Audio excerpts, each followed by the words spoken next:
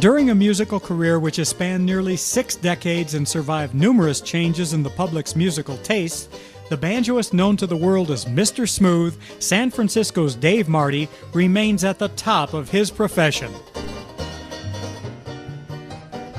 Amidst the popular music melting pot of the early 1950s, which included pop, folk, and emerging rock and roll styles, in 1952, Dave Marty chose to play the music of the 1920s and 30s on the ukulele to, in his words, become popular. Having been strongly influenced by his mother's piano playing, Marty, with his innate musical abilities evident, soon found himself entertaining at parties and events. Having mastered the ukulele, Dave wanted to progress to something bigger. While he envisioned a guitar, a 16th birthday gift of a banjo would set the course for Dave's immediate musical future. While his first banjo efforts often found him retreating to the ukulele, a 1959 radio broadcast featuring banjoist Eddie Peabody cemented the vision of a musical path which Dave Marty would be taking for the next half-century.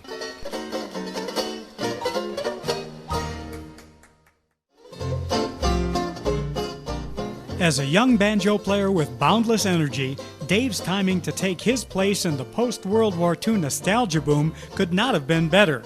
In the early 1960s, he segued from his first professional engagement at Me and Ed's Pizza Parlor to popular Bay Area night spots with roaring 20-sounding names like Big Al's Gas House and 23 Skidoo. All of these experiences prepared Marty for the next major step in his banjo career, the Red Garter. As the original banjo nightclub, San Francisco's Red Garter had become an international entertainment destination. While the raucous multi-banjo renditions of 1920s sing-along tunes being played at breakneck tempos were contrary to the more melodic and subdued style of playing which Dave had come to embrace, being part of the Red Garter phenomenon in the mid-1960s, which ultimately saw him performing at Red Garter clubs in Chicago, New Orleans, New York, Hollywood, San Francisco, Florence, Italy, and the New York World's Fair, was a once-in-a-lifetime opportunity. During many of the countless nights in which he banged away on his banjo in a band setting, Dave envisioned himself as a banjo solo artist a la Eddie Peabody, even having a series of portraits taken by the legendary show business photographer Maurice Seymour.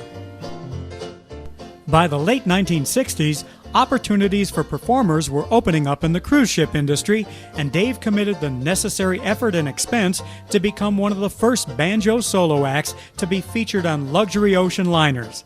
While band work in the banjo parlors remained abundant, utilizing his newly developed solo abilities, in 1970, Dave began a memorable 8-year run as the featured solo performer at the legendary Earthquake Magoons nightclub in San Francisco.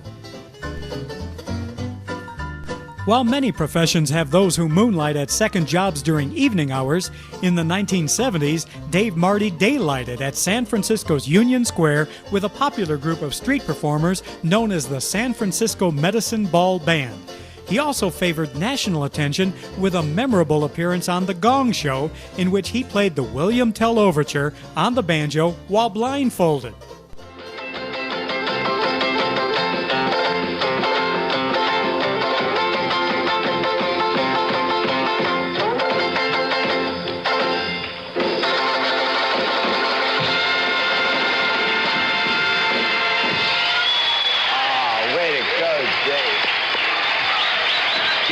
What do you think of Dave Marty? Hey, if the banjo act ever comes back, Dave will bring it. They're back. It'll be a 10. I like it. All right, 10. That's a good score. Jamie Farr. Hi-ho, Dave! Another 10. J.P. Morgan. Jamie broke my pelvis. 10, 30 points, Dave. That's as good as it gets. In the 1970s, Dave began what has become a decades-long support of the banjo enthusiast community. While countless others followed, Dave fondly recalls those first California Banjo Spectacular shows, which were held at the Hollywood Palladium and featured artists such as a young Scotty Plummer, as well as the man who had become a mentor to Dave, Eddie Peabody himself. By 1980, even the most venerable banjo palaces such as the Red Garter were all but a memory. In response, Dave formed and performed with numerous groups before returning to sea aboard the cruise ships of the Royal Viking Line, where he could be seen doing his solo act for the following 8 years.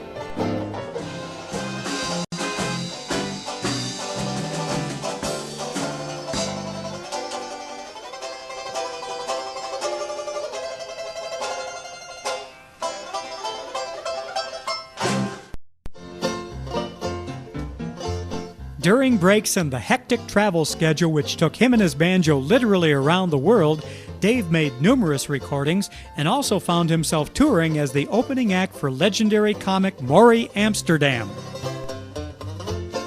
While the San Francisco live music scene had changed dramatically by the 1990s, California had and maintains a higher than average interest in traditional jazz styles. As such, Dave Marty remains an in-demand performer in the Bay Area nightclub, theater, and festival scene.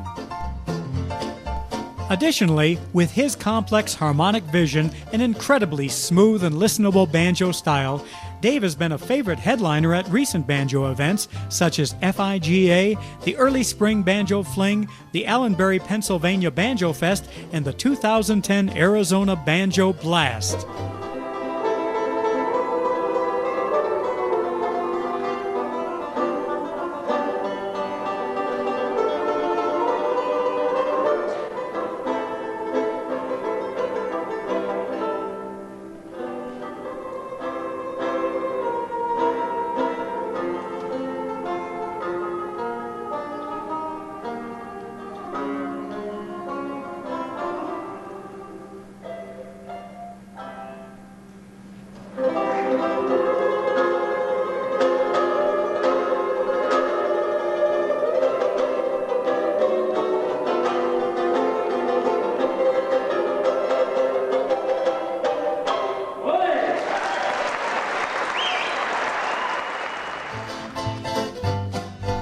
Throughout the correspondence that the pair kept up during the 1960s, Eddie Peabody regularly offered Dave words of advice.